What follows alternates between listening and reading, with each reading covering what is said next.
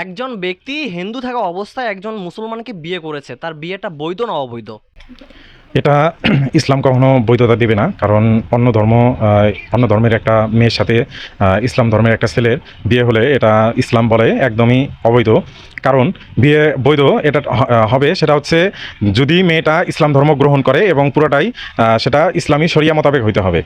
যেমন যদি একটা হিন্দু ধর্মের মেয়ে একটা মুসলিম ধর্মের ছেলেকে বিয়ে করতে চায়, সেই ক্ষেত্রে তাকে হিন্দু ধর্ম ত্যাগ করতে হবে। সে কখনো হিন্দু ধর্ম পালন করা অবস্থায় মুসলিম ছেলেকে বিয়ে করলে এটা বিয়ে পুরোটাই অবৈধ। সেক্ষেত্রে আমাদের নায়িকা অপবিশ্বাস সে হিন্দু ধর্মে থাকা অবস্থায় শাকিব খানকে বিয়ে করেছে, অপবিশ্বাস তার ধর্ম ত্যাগ করেনি, তাহলে তার বিয়েটা বৈধ না অবৈধ? এটা ইসলামী শরিয়া মোতাবেক পুরোটাই অবৈধ। আচ্ছা, সেই ঘরে যদি একটা বাচ্চা জন্ম নেয় তাহলে সেই বাচ্চাটা বৈধ হবে নাকি অবৈধ?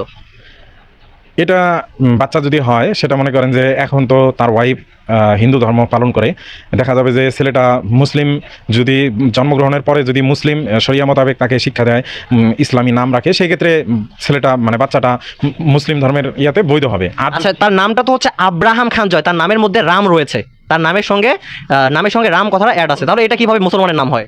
এটা আসলে পুরোটাই হিন্দু ধর্ম চলে যায়, ধরা চলে বাচ্চাটা মুসলিম ধর্মের মধ্যে নেই। এক কথায় ওইটা পুরোটাই হিন্দু ধর্মের অবলম্বী। আচ্ছা, তাহলে আপনার কথা অনুযায়ী শাকিব খান এবং অপবিশ্বাসের বিয়েটা বৈধ না এবং তাদের ঘরে যে বাচ্চাটা আছে সেটাও বৈধ না, এই তো? ইয়েস।